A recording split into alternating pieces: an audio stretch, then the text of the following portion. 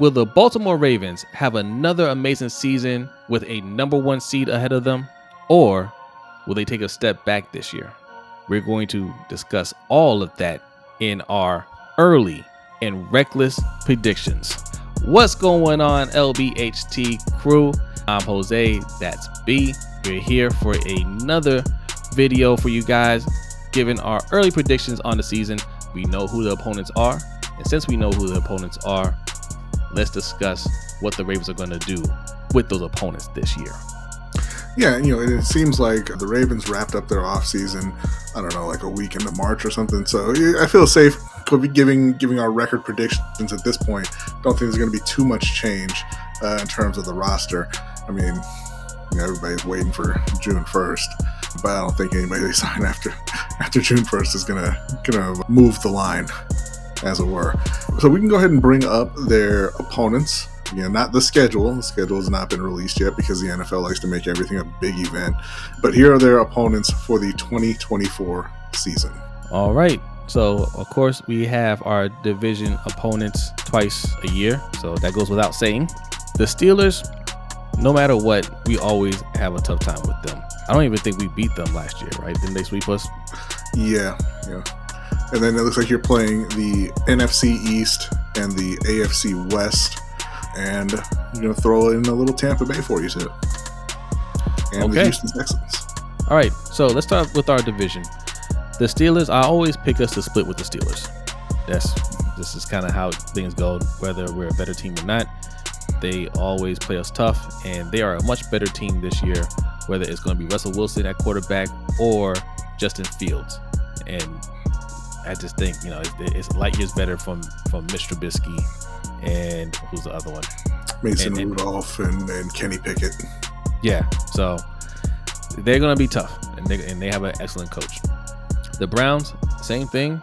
They're going to be tough. I feel like we're probably going to split with them. Deshaun Watson, I don't know if he can still play football, right? But I know everybody else on that team can play football. Yes. And their defense is probably going to be better than ours this year. So that's going to be another tough opponent, but I still think we will get one on them. That would be a split. Now, the Cincinnati Bengals, they're another tough team, but I think we're just better than them, right? I don't think necessarily that they're worse than the other teams, but when we play them, when Lamar plays them, we're just better. So I'm going to pick us to beat them twice. It wouldn't surprise me if they beat us. I mean, they're a good team. Every team in this division is good. So I wouldn't be surprised if we split with the whole division. But I'm going to say that's the team that we beat twice. Yeah, no, I agree to an extent about the Bengals. They're a good team, but they seem to be not as tough as the other AFC North teams, kind of. But Joe Burrow coming back is a huge deal. Obviously, they lost Joe Mixon, replacing him with Zach Moss. I think they're going to get Cincinnati twice, though. I think they beat them twice. I think they split with the Cleveland Browns, and I think they get swept by Pittsburgh again. Oh, okay. All right. That's not a bad prediction. So that puts us at what? I say 3-3. 3-3 for you. Mm-hmm. I say 4-2 for me. Okay. Let's bring up the schedule again, or the opponents again here. Like I said, they're playing the NFC East and the AFC West, and then they got a couple of extra games in there. Let's just go to the NFC East. Who do you have, or how do you have them performing against Washington, Philly, Dallas, and New York? Okay, Washington is a battle of the Beltway. We're going to start there. We are going to crush Washington. We are Even going with to Jaden Daniels? Yeah, Jaden Daniels is pretty good. But yes, we are going to crush them. And if you're not from the area, okay, Baltimore versus DC is a very big deal. I don't understand why they don't make this an annual game. Okay, this is a very big deal around here. The Battle of the Beltway, that's huge. That's a huge rivalry. But yeah, I'm gonna pick the Ravens to win that. But the rest of the NFC East, honestly, I think we sweep them. Right? Wow. We kind of saw them in action last year. The Eagles are the team that they're going to give us trouble. I don't think they kind of fell apart at the end of last year, but I don't think they're that bad. I think they're going to bounce back and be a tough team. But I think we can beat them as well. Okay, yeah, I agree that they're going to curb stomp the Commanders. Jaden Daniels, I think, is a talented guy. They do have some good receivers. They have a little bit of talent in the backfield as well. They added Austin Eckler.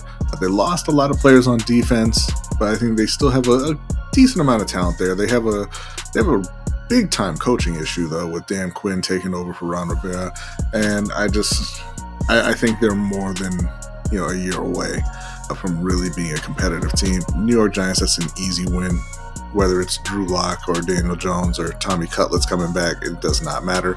But the only guy who on that roster who made a difference was Saquon Barkley, and Saquon Barkley don't play for them no more. He plays for the Philadelphia Eagles, who Baltimore will not beat. They're going to bounce back, and Saquon and Jalen Hurts, along with A.J. Brown and Devontae Smith and Dallas Goedert, it's going to be extremely difficult to defend. Yeah. So they're going to take the L in that one, and I think that they get a W over the Dallas Cowboys. I think that is going to kind of come apart at the seams this season. I think this is going to be Dak Prescott's last year in Dallas, and it's going to be ugly, uglier as the season goes on.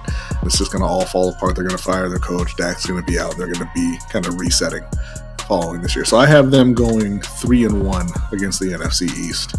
All right, 3-1 for you, 4-0 for me. Our records aren't too far off. 2-game difference so far. Okay, that adds up. It does. That adds up, my friend. Okay, it's the little things that make the difference, right? Yeah. And speaking of, we do want to take a moment to talk to you about Magic Mind. You've heard us talk about this before. It is a kind of a productivity shot. It's an all-natural drink. You can replace the daily cup of coffee, replace the caffeine in your routine. I reach for it every day at work to try and keep me kind of locked in and focused on what I'm doing. It tastes great.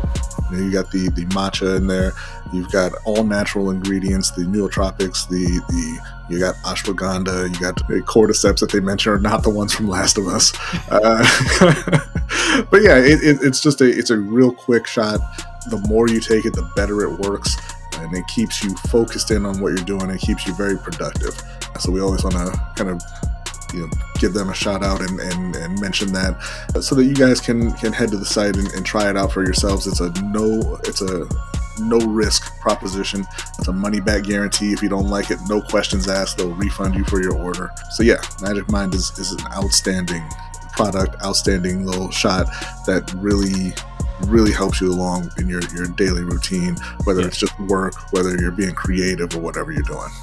Yeah, I mean, it's become part of my daily routine now, right? Most people drink coffee. I don't drink coffee, and I've cut out the energy drinks, right? This is part of my routine now, and it helps keep you locked in. I mean, it really does. Most people, when you get up in the morning and you're still feeling a little loopy when you get to work, you're kind of out of it, and you kind of drag through till like lunchtime. You start to wake up a little bit, but you take that shot of Magic Mind, and it helps you kind of lock in on what you need to do for the day. So it does. When they say productivity drink, it really helps you become more productive. Yeah, so if you want to try it for yourself, you can see down at the bottom of the screen there, you just want to head to magicmind.com/lunchbreak, and you want to use our code LBHT20, and that's going to get you 20% off of your first order, or up to 56% off if you place a subscription order. Like I said, it's a money back guarantee. You give it a try. If you don't like it for whatever reason, you're going to get your full refund, no questions asked, but you will absolutely love it. All right. There you go. So you are at my record is 8-2 so far. So you have them at 6-4. Okay. Yeah. So next up, fishes out. We talked about the AFC North and the NFC East. They're also going to be playing the AFC West with Kansas City, the Chargers, the Raiders, and the Denver Broncos. How do you think they're going to fare out west? I see 3-1. I don't think we beat the Chiefs. We can beat the Chiefs. I mean, we'll see how the team turns out by playoff time. But regular season, especially if it's early on, I think we'll beat the Chiefs. The Raiders, they have Aiden O'Connell, who's a quarterback. Yes, sir. Don't believe in him. Justin Herbert without all his powers. Okay. He has nothing, and he has G-Roll there. I think we beat them, and the Broncos. I don't know what they're doing over there, but we're not losing to them either. So 3-1 for us in the Duck connection not doing it for you. Bo Nix to Troy Franklin. I like Bo. Not loving it. Oh, I ain't gonna lie. I don't like Bo Nix. Yeah, I like the Ducks. I don't like Bo Nix. That's what I thought. So I think that they go 2-2 against the AFC West. I think they lose to Kansas City. They lose to Kansas City, and I think they get upset by the Chargers. I think the brother ball doesn't work out for the older brother John. I think Jim will be very hyped up to win that game. Jim has never beaten John, I don't think, till this year. They've got a great O-line in LA. They do.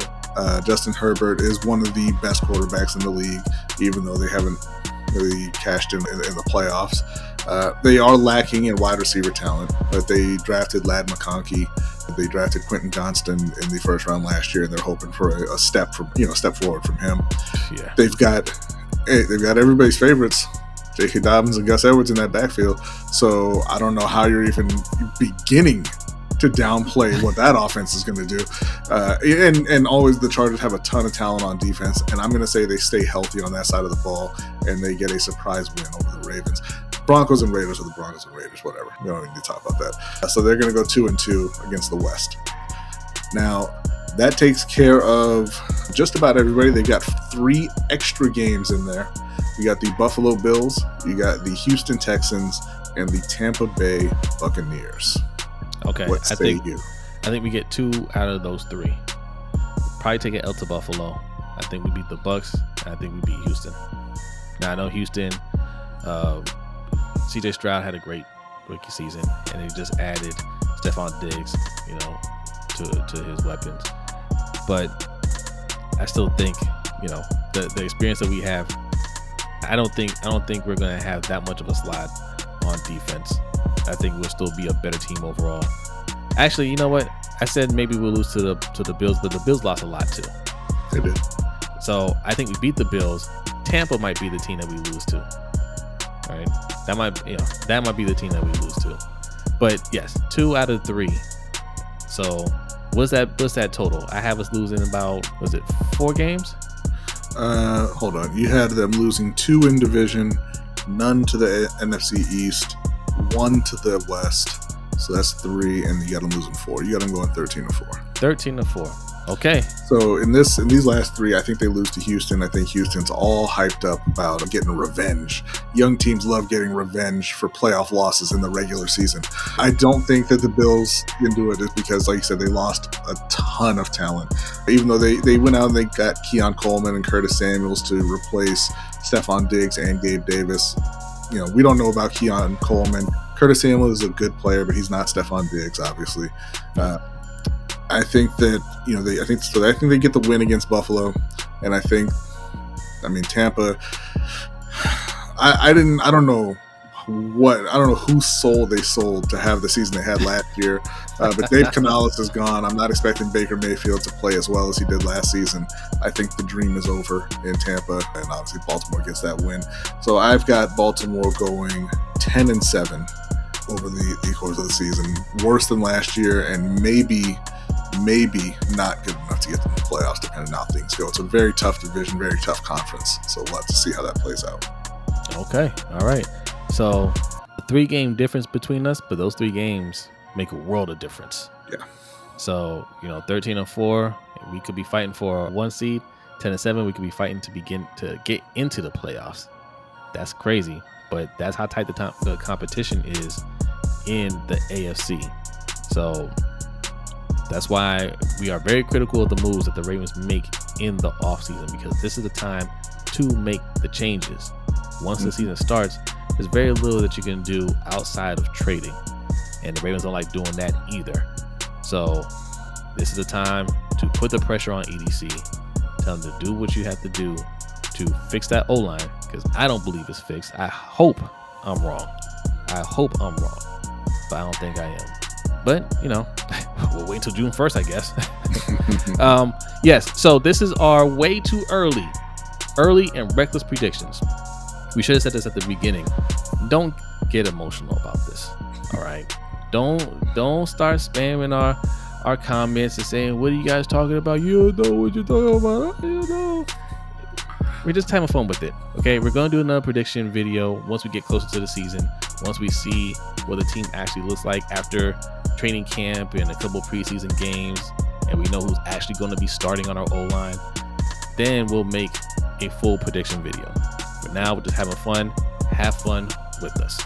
Okay? And what Jose is really saying here is, if you find yourself going back and editing any part of your post, if you're hitting that enter key to space out the paragraphs, just stop, because we're not going to read it. We're not going to read it, and we may just delete it. And right, and remove you from our channel. Well, that depends. That's not a given, but it is a given that we ain't reading that comment though. Oh yeah, 100%. All right. So, all right, that's it for this video. All right, we got a Panthers one coming up shortly. So, make sure you hit that like button. If you're new to this channel and you like what we're providing, hit that subscribe button.